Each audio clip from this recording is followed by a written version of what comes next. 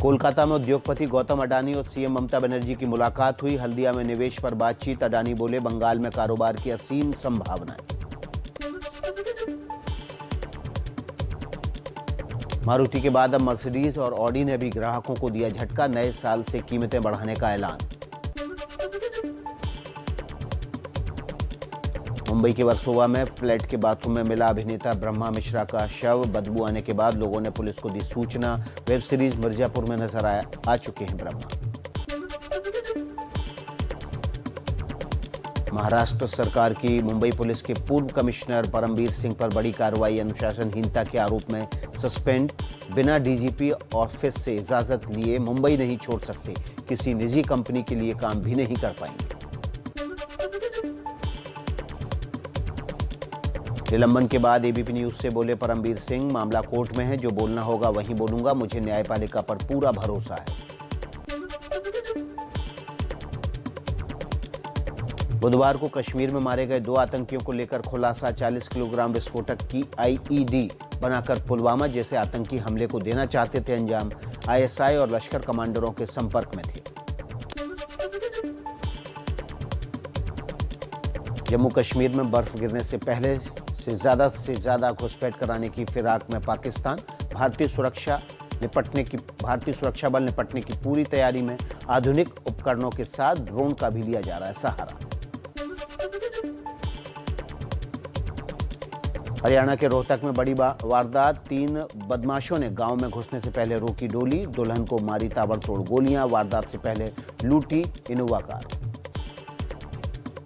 चलिए आगे बढ़ते हैं, कुछ और अहम खबरें आप तक पहुंचाएं तेज रफ्तार में।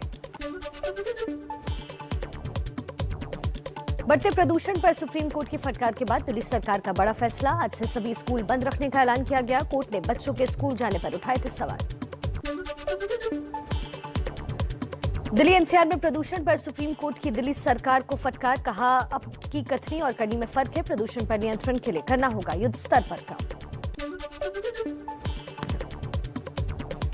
चक्रवाती तूफान जवाद से निपटने के लिए पीएम मोदी ने समीक्षा बैठक की। आंध्र प्रदेश और ओडिशा को लेकर अलर्ट जारी किया गया। चक्रवाती तूफान जवाद से बंगाल में शनिवार से मूसलाधार बारिश की आशंका। कोस्ट गार्ड ने 10 समुद्री जहाजों की तैनाती की। एनडीआरएफ की 8 टीमों ने संभाला मोर्चा। पूर्वी तटीय रेलवे ने 3 दिनों के लिए 95 ट्रेनों को रद्द किया है।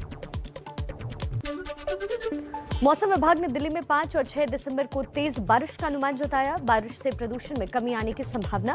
कल दिल्ली में छिटपुट बारिश हुई। कश्मीर घाटी में बर्फबारी से तापमान में आई गिरावट। द्रास में तापमान -12 तक पहुंचा। कई जगह बर्फ की मोटी परत जमी।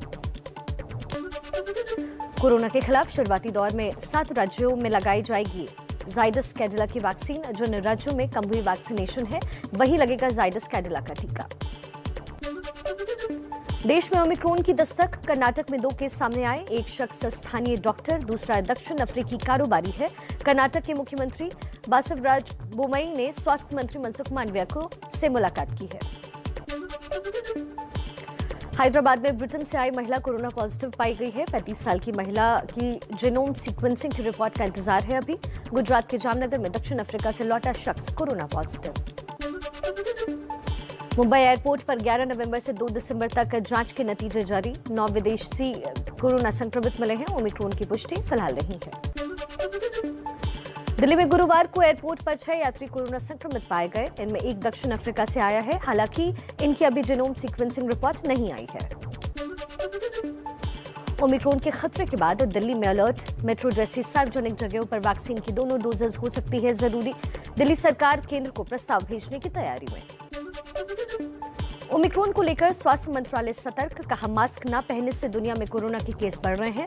ओमिक्रॉन में 45 से 52 म्यूटेशन पाए गए हैं। डेल्टा और बीटा से 5% ज्यादा संक्रामक हो सकता है ये। ओमिक्रॉन के खतरे के चलते पाबंदियों का नया दौर फिर से हुआ शुरू। दादरा नगर हवेली और दमन दीव में 31 दिसंबर तक नाइट कर्फ्यू लागू। कोरोना के नए वेरिएंट ओमिक्रॉन पर एक्शन में सरकार। स्वास्थ्य मंत्री मनसुख मांडविया ने एयरपोर्ट पर स्क्रीनिंग को लेकर अधिकारियों के साथ अहम बैठक की है। दिल्ली, मुंबई, बेंगलुरु में स्क्रीनिंग बढ़ाई गई। लोकसभा में कोरोना पर चर्चा के दौरान एआईएमआईएम अध्यक्ष ओवैसी ने कहा, सरकार की लापरवाही के चलते देश में दूसरी लहर आई। सरकार सतर्क रहती तो इतने लोग नहीं मरते। यूपी में तो लाशें तैरती नजर आई। पीएम मोदी आज सुबह 10 बजे वीडियो कॉन्फ्रेंसिंग के जरिए इन्फिनिटी फोरम पर करेंगे उद्घाटन। मुकेश अंबानी समेत कई दिग्गज हस्तियां शामिल होंगे। दिल्ली में बंगाल के बीजेपी सांसद सुबह 11:30 बजे संसद भवन परिसर में पीएम मोदी से मुलाकात करेंगे। बंगाल के ताजा हालात के बारे में जानकारी देंगे। यूपी के सीएम योगी आदित्यनाथ आज लखनऊ और गोरखपुर में दिखाएंगे दम। योगी गोरखपुर में दूरदर्शन के अर्थ स्टेशन का उद्घाटन करेंगे। केंद्रीय सूचना प्रसारण मंत्री अनुराग ठाकुर भी मौजूद रहेंगे।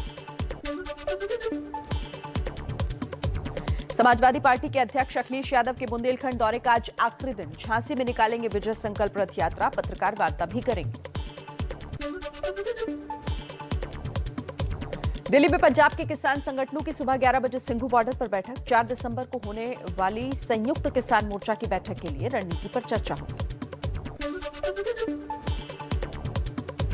ओमिक्रॉन संकट के लिए दिल्ली से एक बुरी खबर है। नीट काउंसलिंग में देरी को लेकर आरएमएल अस्पताल के रेजिडेंट डॉक्टर आज सभी नियमित सेवाओं का बहिष्कार करेंगे। दिल्ली एनसीआर में आज फिर सुप्रीम कोर्ट में प्रदूषण मामले को लेकर सुनवाई होनी है। कोर्ट ने कल स्वतंत्र टास्क फोर्स के गठन का संकेत दिया था। उपहार सिनेमा अग्निकांड में अंसल बंधुओं की सजा पर आज दिल्ली के पटियाला हाउस कोर्ट में सुनवाई। सजा निलंबित की जाए या फिर नहीं, इस पर कोर्ट आज आदेश दे सकता है। नौसेना के 50वें स्थापना दिवस से एक दिन पहले आज chief of naval staff admiral R Hari Kumar करेंगे प्रेस कॉन्फ्रेंस। समुद्री चुनौतियां और उससे निपटने का रोड मैप जारी करेंगे। 12 सांसदों के निलंबन पर संसद में कल भी जमकर बवाल हुआ है। संसद के अंदर और बाहर विपक्षी पार्टियों का विरोध प्रदर्शन। सांसदों का निलंबन वापस लेने पर अड़ा विपक्ष। ममता बनर्जी के यूपीए कहां है वाले बयान पर भड़की कांग्रेस। मल्लिकार्जुन खड़गे बोले, ईडी और सीबीआई के डर से बीजेपी की मदद के लिए ऐसे बयान दे रही है ममता। केंद्रीय मंत्री मुख्तार अब्बास नकवी ने कहा, यूपीए का मतलब उल्टा पुल्टा अलायंस। ममता बनर्जी पर कांग्रेस का पलटवार जारी। सुरजेवाला ने कहा, ममता भी मोदी की तरह पार्टी तोड़ रही हैं। कहीं फांसीवादी सोच उनकी प्रेरणा तो नहीं बन गई। चुनावी रणनीतिकार और ममता के करीबी प्रशांत किशोर ने भी कांग्रेस के परिवारवाद पर हमला बोला। कहा, कांग्रेस 10 साल में 90% चुनाव हारी है। लोकतांत्रिक तरीके से विपक्ष नेता चुने।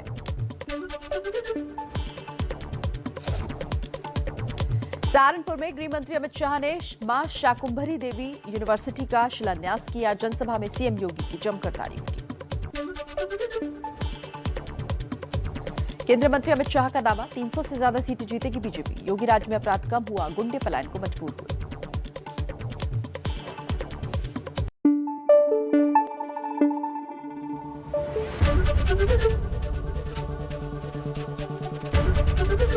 एबीपी न्यूज आपको रखे आगे।